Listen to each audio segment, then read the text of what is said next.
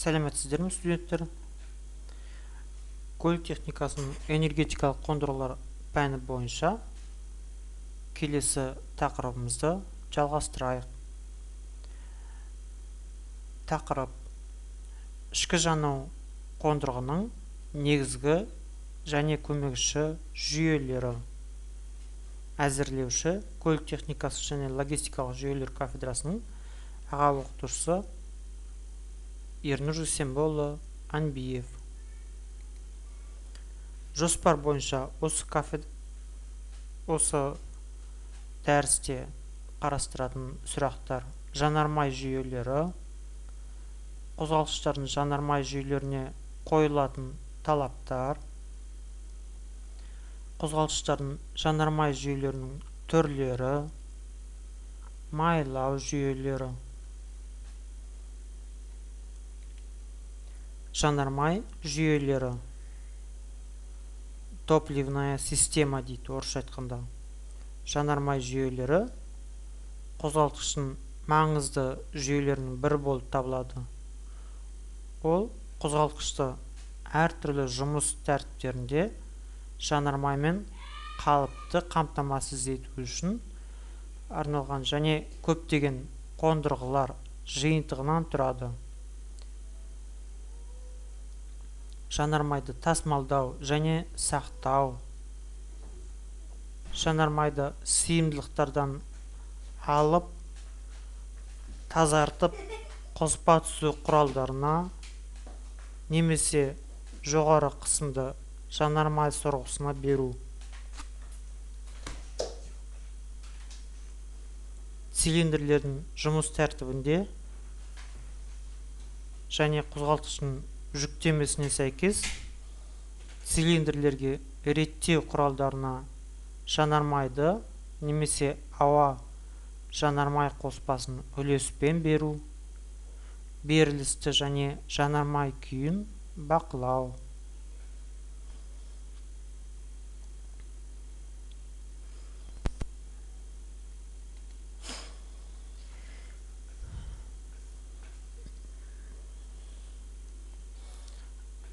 Мысалға қарастырайық: жанармай жүйелері. Ішкі жану құрылғысында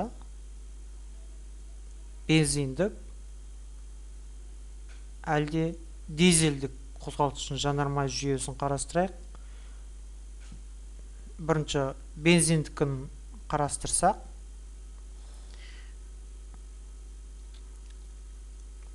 демек қозғалтқышты оталдыру үшін, одан кейін дұрыс қозғалысы үшін процесс дұрыс жүру қажет.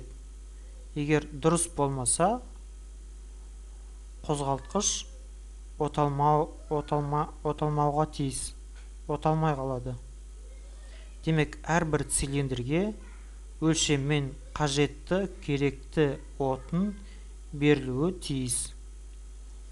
Сондықтан осыларды қамтамасыз ететін жанармай жүйесіне де назар аудару керек.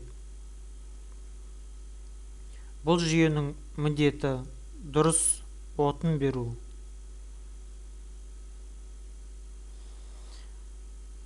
Бұрынғы ішкі жану құрылғысында карбюратор қолданған еді. Демек, карбюратор дегенде карбюратордың ішіне ауа келеді, отын келеді, екеуі араласып барып пар түрінде цилиндрге түсетін. Солай араласады. Қазіргі кезде форсунка деген бар. Демек, шаптырғыш ауа цилиндрге беріледі, ал қысым қатты болған кезде, ауа қызу кезінде форсункадан от шаптыра салады. Сол кезде искра пайда болған кезде қызу отпен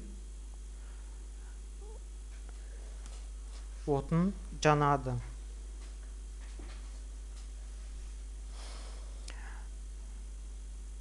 Қозғалтқыштың жанармай жүйесі мына жерде неден тұрады? Орысша суретті алдық бұл жерде. Мысалы, мынау топливный бак дейді. Демек, жанармай бак. Мынау топливная рампа дейді. Жанармай рампасы. Адсорбер. Мынау дроссель. Сепаратор. Сымдар осылай жүретін.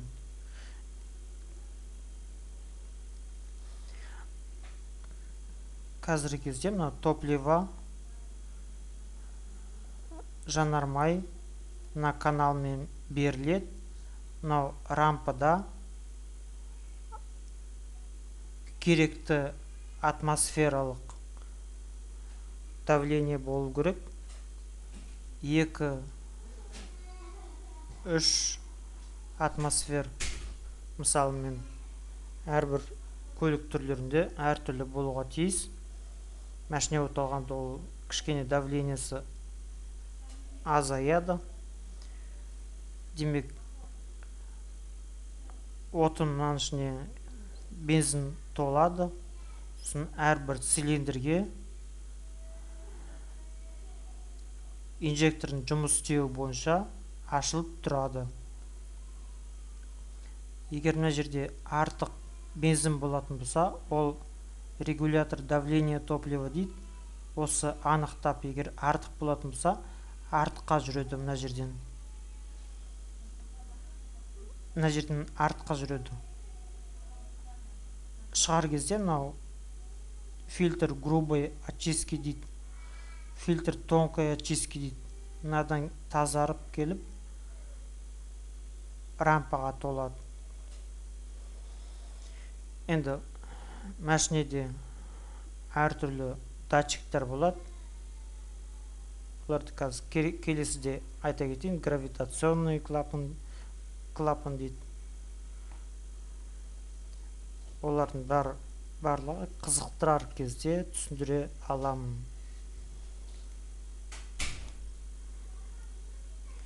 Келесі суретте дизельдік қозғалтқыштың жанармай жүйесі.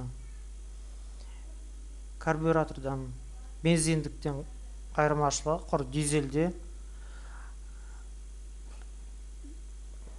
форсункалар бар. Форсункалар демек ауаның қысымымен өзі оталады. Ал бензиндікте свечалармен, свеча жануымен оталады. Бұда давление аздау болады. Ал дизельдікте давление тығыздау келеді. Бұл жерде инжектор емес, топливный насос высокого давления дейді. Осындай насос болады. Ал карбюраторда ондай болмайды. Демек, бұл жерде бактан жанармай фильтр грубой очисткидан өткен соң тонкой очистки, жіңішке тазартудан өтеді. Ол сосын насосқа түседі. Бұл насос үлкен давление айдайды. Топливный рампаға, жанармай рампасына. Бұл жерде де давление өлшеніп отырады. Датчик давление дейді. Егер артық болатын болса, бұл артыққа жібереді мына жерден.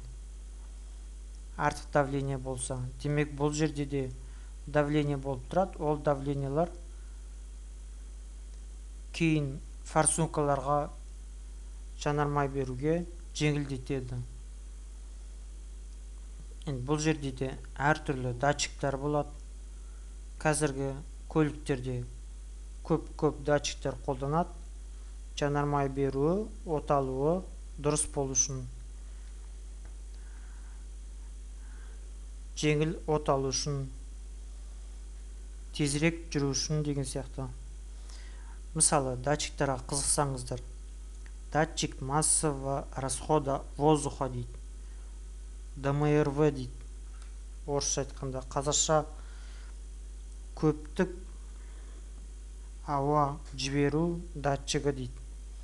Ол воздушный ауа фильтрінде орналасады, қанша ауа керектігін анықтайды. Келесі, датчик положения дроссельной заслонки дейді. Демек, біз газды, газ дейді, әлде педаль акселератора дейміз, газ дейміз, қаншалықты басқанымызды сол датчик анықтайды. Датчик положения коленчатого вала дейді. Демек, енді біліктің қандай айналыммен айналғанын анықтайды. Демек, отын шашу моментін анықтайды. Қай моментте отын шашу керек болғандығын. Егер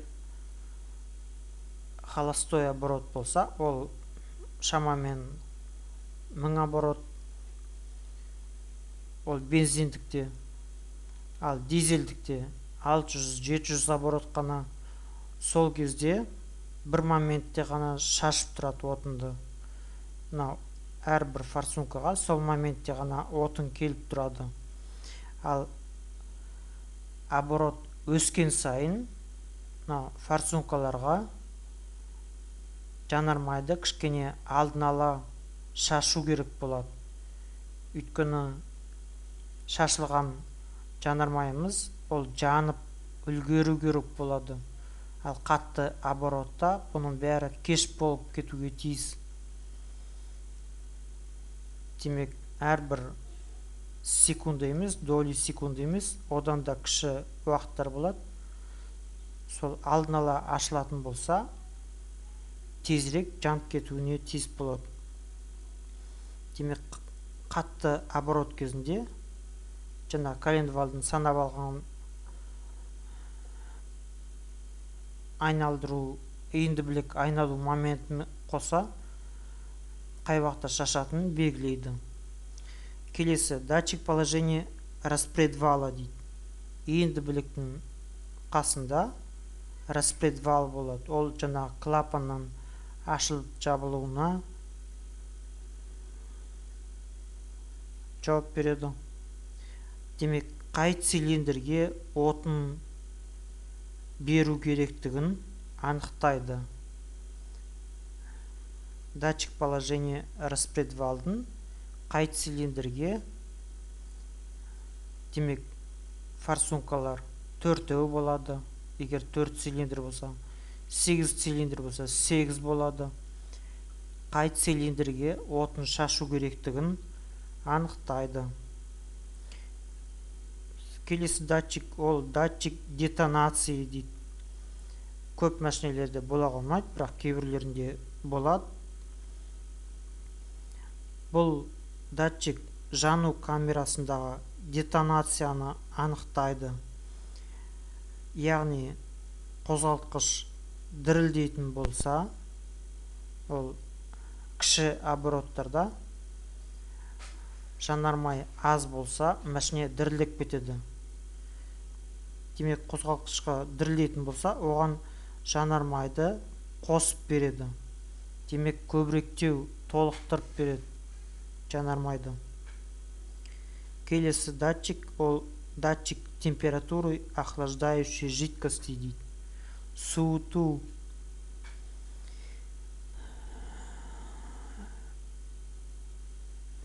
Су, демек, суық кезде, жаңа холостой ход дейді ғой, холостой ход кезінде, машинені оталдырар кезде, егер машине суық болса, датчик суық деп анықтаса, онда машиненің обороты көбірек болып тұрады. Демек, аз оборотта сөніп қалады, машине үлгермейді. Көбірек оборот болса, ол оталып тұрады. Келесі, датчик кислорода деген дейді. Лямбда зонд дейді кейбірлері. Датчик кислорода. Қазіргі кезде 2 датчик, әлде одан да көп датчиктер осындай датчик кислороды қолданады. Мысалы, олар катализатордың алдында болады, сосын артында болады катализатордың. Демек, егер отын толық жанбаса, қара түтін болса, соны анықтап, жанармайды дұрыстап, қайттан өзгертіп жіберіп отырады. Соны анықтайды.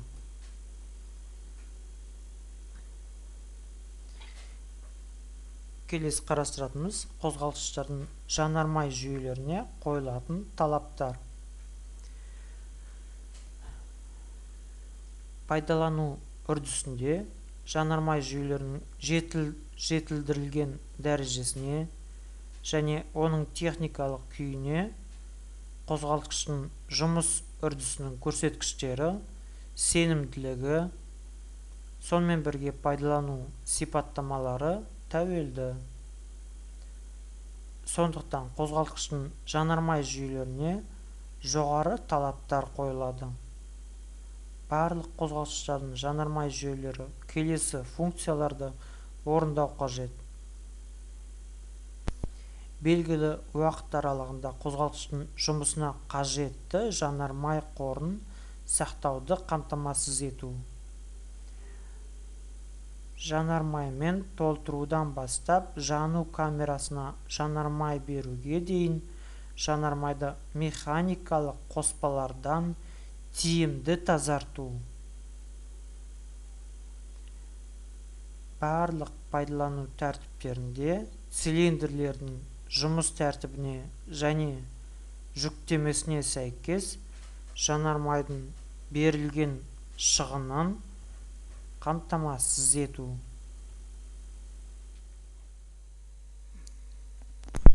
Келесі қарастыратынымыз қозғалтқыштардың жанармай жүйелерінің түрлері. Жанармай жүйелерінің құрылымы қозғалтқыштың түріне және онда қабылданған қоспа түзу тәсіліне тәуелді. Нәтижесінде қажетінше классификациялық орныққан жанармай жүйелерінің әр түрлері жасалады. Қозғалтқыштардың жанармай жүйелерінің құрылымына жанармайдың берілу, қоспа түзу және бүрку тәсілдері шешімді әсер етеді. Сырттай қоспа түзу және қоспаны мәжбүрлі тұтатуы бар қозғалтқыштарда карбюраторлық қоспа түзу және жанармайды жану камерасына немесе кіру құбырына тікелей бүрку жүйелері қолданылады. Дизельдік қозғалтқыштарда сығымдау үрдісінің соңында жанармай тікелей цилиндрге жоғары қысыммен бүркіледі. Газ сұйықтық қозғалтқыштарында газ арнайы аппаратурасының кіру құбырына беріледі. Ал тұтатуға берілетін сұйық жанармай базалық қозғалтқыштың өзіндік сұйық жанармай жүйесінің қабылданған құрылымы арқылы беріледі. Қазіргі уақытта цилиндрлерге ауа жанармай қоспасын берудің карбюраторлық жүйесі көп қолданыс таппай жүр. Себебі сыртқы қоспа түзуі бар көптеген көліктік құралдары тиімді қоректендіру тәсілі ретінде тікелей бүрку жүйесімен жабдықталады. Сондықтан карбюраторлық жүйе құрылымын қарастырмаймыз. Демек, өз сөзімізбен айтқанда, бұрынғы кездерде, бұрынғы мәшинелер жанармай карбюратордың ішінде дайындалатын. Демек, ауамен жанармай, жаңағы бензин карбюраторда араласып, карбюратордан цилиндрге берілетін. Қазіргі кезде цилиндрге піспекке тек қана ауа беріледі. Ауа тығыздалып келе жатқан кезде форсунка деген бар. Форсункадан отын шаптырады, бензин шаптырады. Булатып шаптырады. Сосын свеча жанған кезде жаңағы араласып қатты қызыммен өзі бүркейді.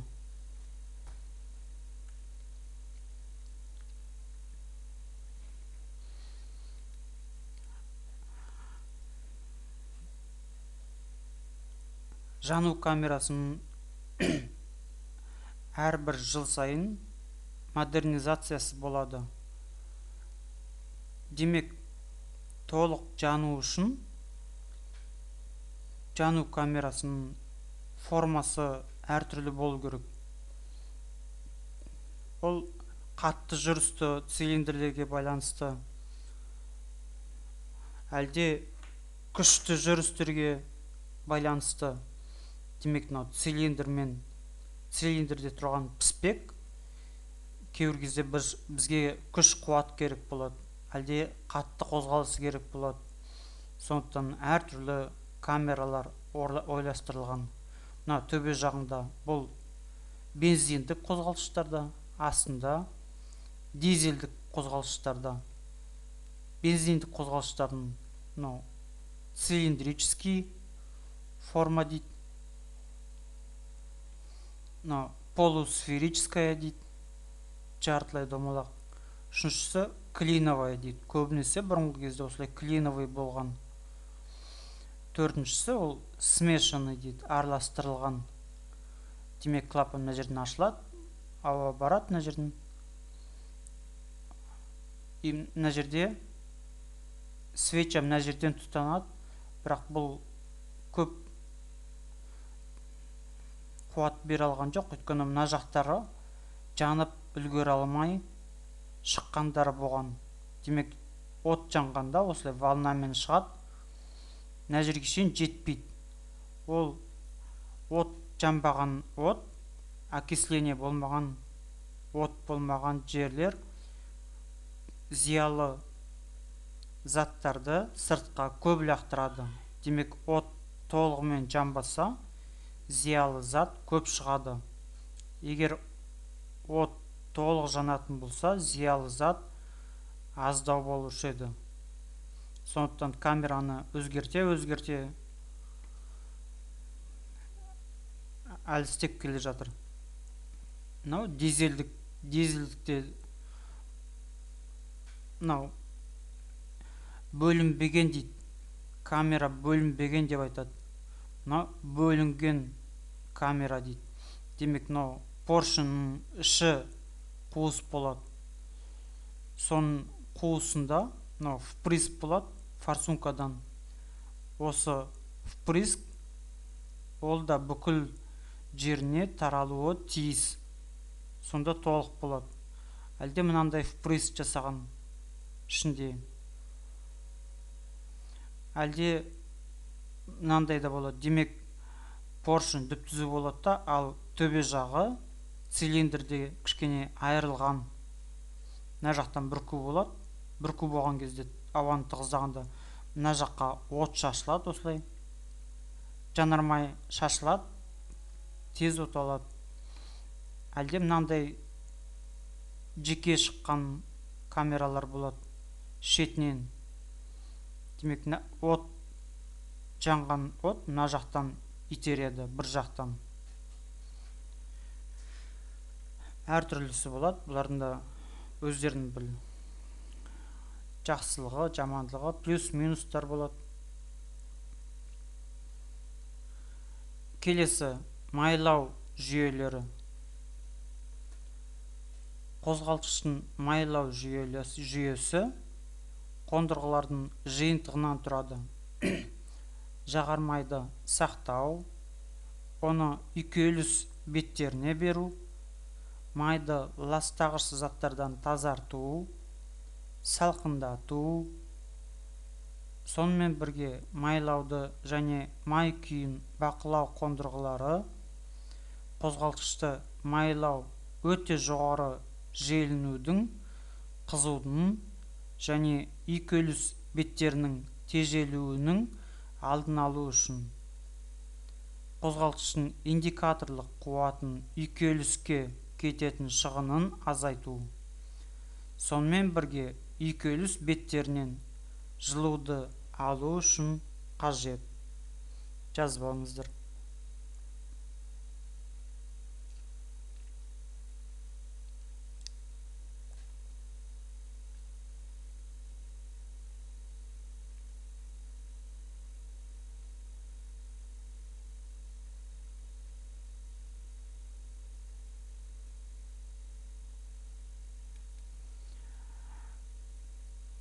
Мына суретте майлау жүйесін қарастырайық.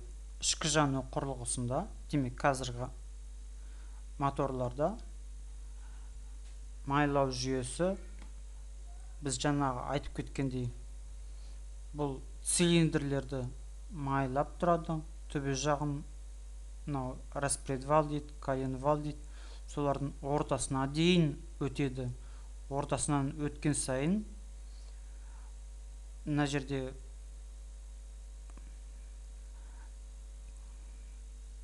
шатуындардың подшипниктер болады. Әрбір подшипниктің ортасында тесіктер болады. Сол тесікке сәйкес келген кезде шап тұрады, сыртқа шығады. Сыртқа шыққанда жаңағы майлап тұрады. Сөйтіп бүкіл каналы ашық болу керек. Мына жерде де распредвалда да әрбір жерінде шпилькалар болады, подшипниктер болады. Соң каналдар болады. Каналға сәйкес келгенде бір күйді май бір күйші мынау насоспен тығыздалып итеріледі. Бұл жерде де мынау майдың тазартқыш фильтр болады. Кейбіреулер осы майдың тазарту үшін астына магнит жабыстырып қояды. Оның қажеті бар ма, қатты жоқ па білмедім. Стружкаларын жинау үшін майдың давлениесі көрсетеді. Демек, давлениесі жақсы болып тұрса, майдың жүгіруі жақсы болып тұрса көрсетеді. Егер нашарлап баратса, ол майдың азайғаны, әлде құрамы нашарлағанда, сол кезде асты қарай аз давление көрсетеді. Демек, сол кезде біз бірдеме жасамасақ, қолданбасақ, май құйып, қара май істемесек, қозғалтқышта стук пайда болуы мүмкін. Стук деген ол тарсылдай бастайды, кольцалар сына бастайды, май жоқтан. Демек, майлау жүйесі өте маңызды. Бұл қозғалтқышты да аздап суытып тұрады. Цилиндрден піспектерде жеңіл жүріп тұрады, оңайша жүріп тұрады. Демек, майлау жүйесінің қасиеті өте көп. Сондықтан майды сапалы май құйған дұрыс болады. Сосын уақытысында айбарыстап отыру керек.